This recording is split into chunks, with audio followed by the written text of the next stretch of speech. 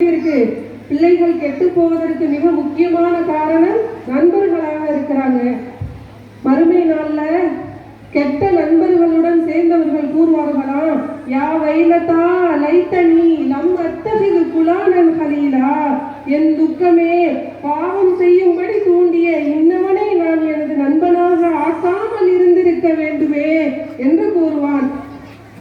அது மட்டுமல்லாமல் நல்லுபதேசம் என்னிடம் வந்ததற்கு பிறகும் அதிலிருந்து அவன் என்னை வழி தவற திருப்பி விட்டானே என்பதாக அவன் கைசேதப்படுகிறான்.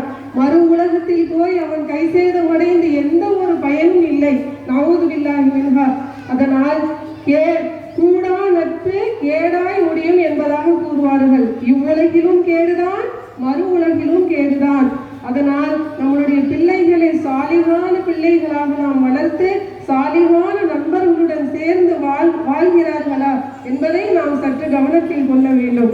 அடுத்ததாக, சமுதாயம் தடம் புரள்வதற்கு காரணம் சமூக வலைதளங்களே என்று பேசுவதற்காக ஷாஜஹான் அவர்களின் மகளார் எஸ் நாதிரா ஆஃப்ரீன் முபல்லிகா அவர்களை அழைக்கிறோம்.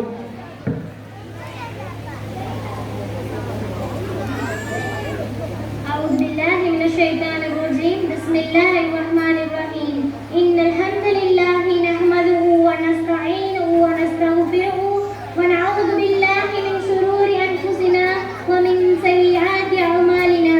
من يهد الله فلا مضل له ومن يضلل فلا هادي له. وأشهد أن لا إله إلا الله وحده لا شريك له وأشهد أن محمدا عبده ورسوله. السلام عليكم ورحمة الله تعالى وبركاته.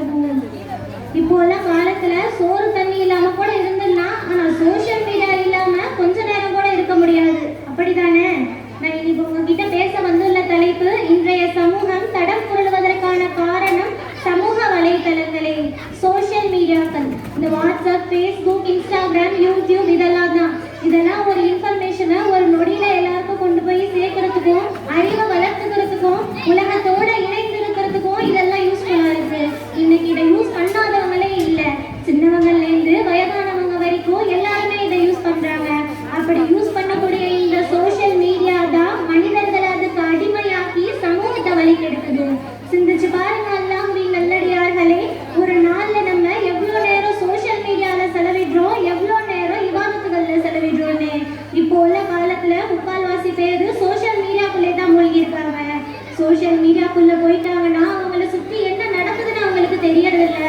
தொழுகைகள் அதற்குரிய நேரங்கள்ல தொழுகிறதில்ல. அல்லாஹ்வை நினைவு கூறுவதையே மறக்கிறாங்க.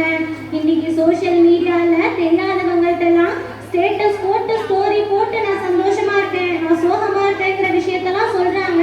ஆனா அவங்க வீட்டுல இருக்கக்கூடிய பெற்றோர்கள்ட்ட சரியா முகம் கொடுத்து கூட பேசுறது இல்ல. அந்த அளவுக்கு சோசியல் மீடியா சமூகத்தை மாத்திக்கிட்டு இருக்கு. சமூகம் தடம் புரள முக்கிய காரணமே இந்த சோசியல் மீடியா தான். நம்ம பண்ற ஃபார்வர்ட் மெசேஜ்னால நமக்கு பாவம் ஏற்படுதுன்னு தெரியுமா? யோசிச்சு பாருங்க. நமக்கு ஒரு ஃபார்வர்ட் மெசேஜ் வந்துச்சுன்னா அதுல இருக்கிற விஷயம் உண்மையா பொய்யா சரியான்லாம் பாக்குறது இல்ல.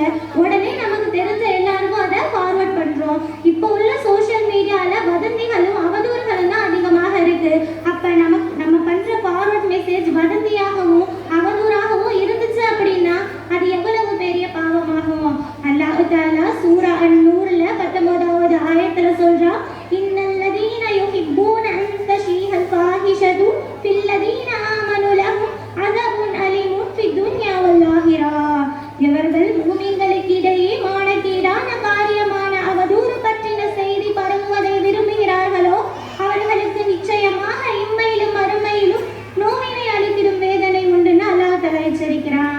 அப்ப நமக்கு வரக்கூடிய ஃபார்வர்ட் மெசேஜ் உண்மைதானா, அது சரியானது தானா, அது சஹீஹானது தானான்னு முதல்ல நம்ம தெரிஞ்சுக்கிட்டு தான் மற்றவங்களுக்கு ஃபார்வர்ட் பண்ணணும். அடுத்ததாக, சோசியல் மீடியானால சமூகத்துல ஒழுக்கம் குறையுது. ஒரு மனுஷன் எப்படி வாழணும், எப்படிலாம் வாழக்கூடாதுன்னு இஸ்லாம் மார்க்கம் ஒழுக்கங்களை சொல்லி கொடுத்துருக்கு. ஆனா இன்னைக்கு இந்த சோசியல் மீடியா அந்த ஒழுக்கங்களை இன்ச் பை இன்ச்சா குறைச்சிக்கிட்டு இருக்கு.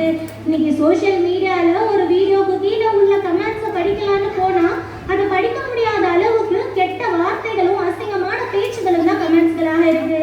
நம்ம மார்க்கம் நமக்கு அதை தான் சொல்லி கொடுத்துருக்கா. ரசூல் ஸல்லல்லாஹு அலைஹி வஸல்லம் அவங்க சொல்றாங்க, அல்லாஹ்வையும் மறுமை நாளையும் நம்பிக்கை கொள்பவர்கள்